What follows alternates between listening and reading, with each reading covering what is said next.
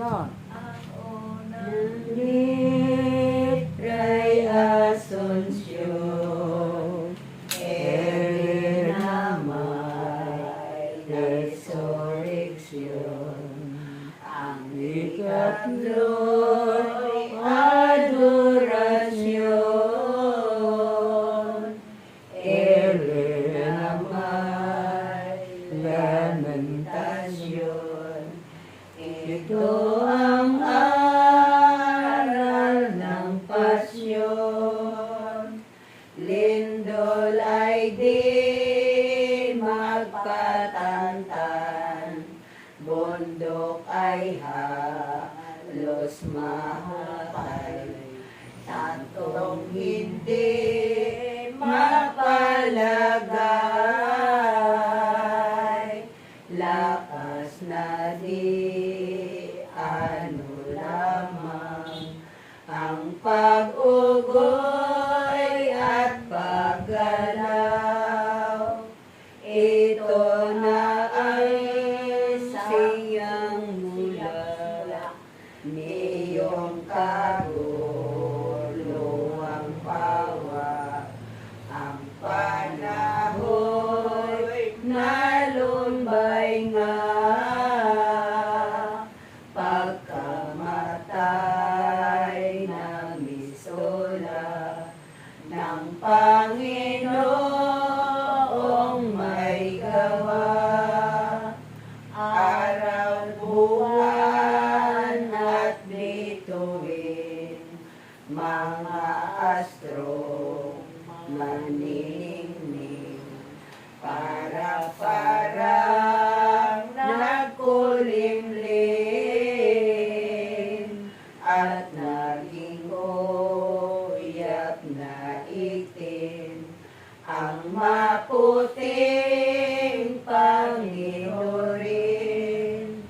Ang dilang bagay sa mundo, 14 na elemento, parang nang magulo at nangibang totoo sa lagay nila't estado. Ano pat ang nilang bagay sa lupa'y sangkalangitan, kanilang ikinalumbay na mahapis at nagdamdam sa Diyos sa pagkamatay. Ang tao kaya baga, may karamdam at potensya, ay ang hindi mabalisa.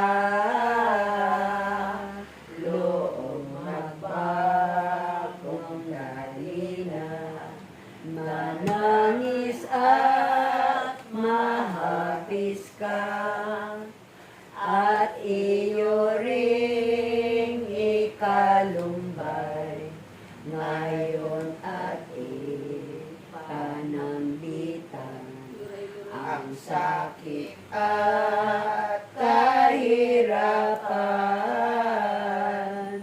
Dugo 10 pagkamatay nitong Diyos na maalam, kung ang bato ay bato na nabagaan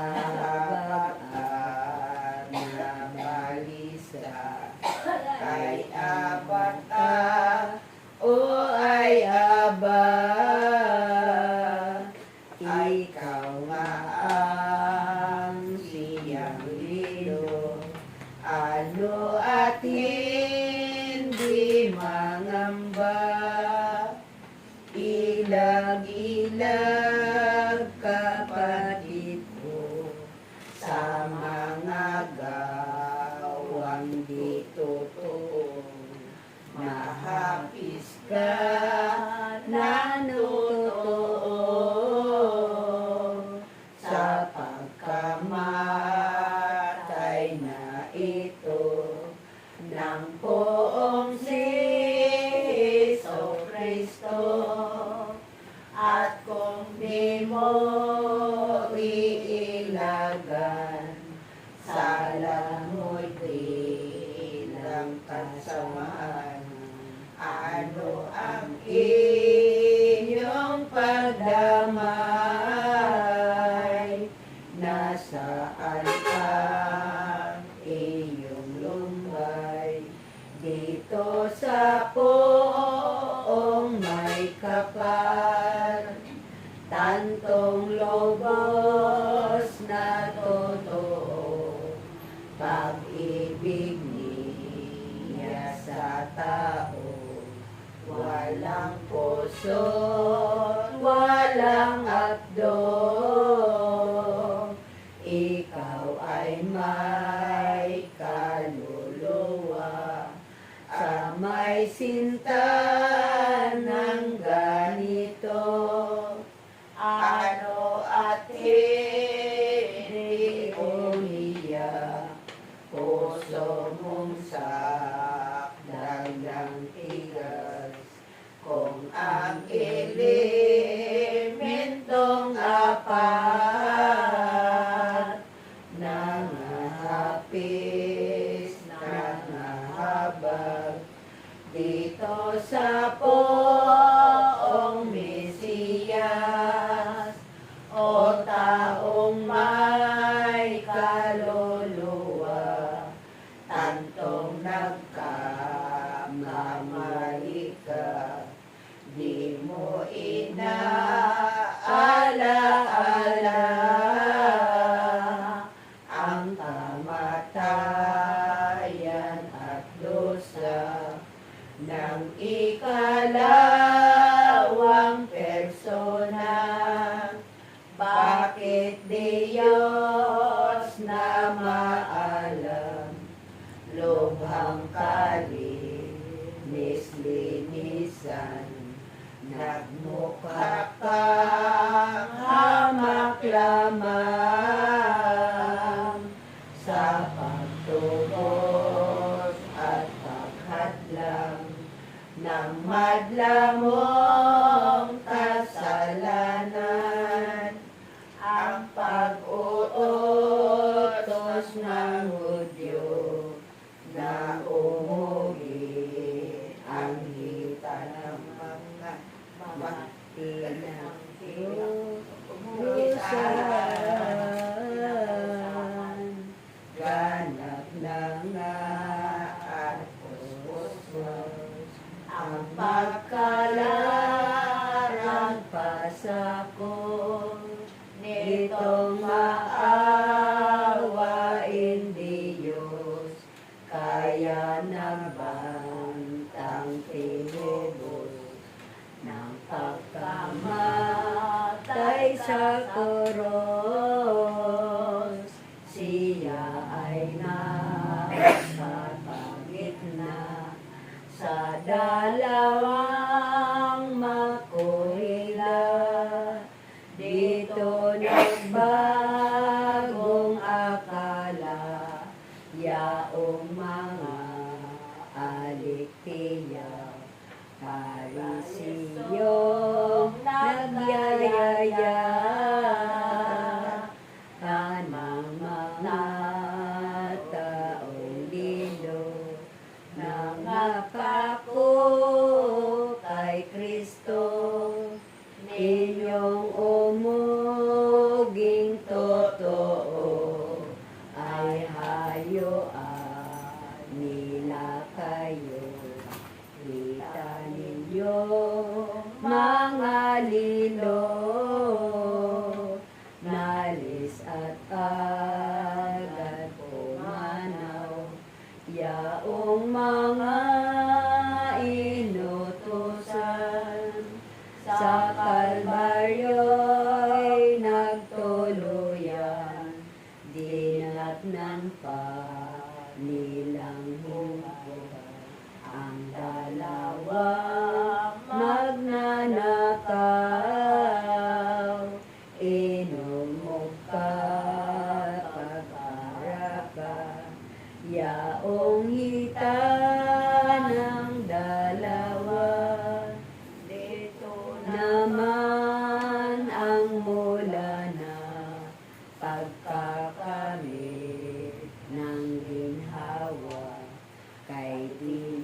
na kaluluwa,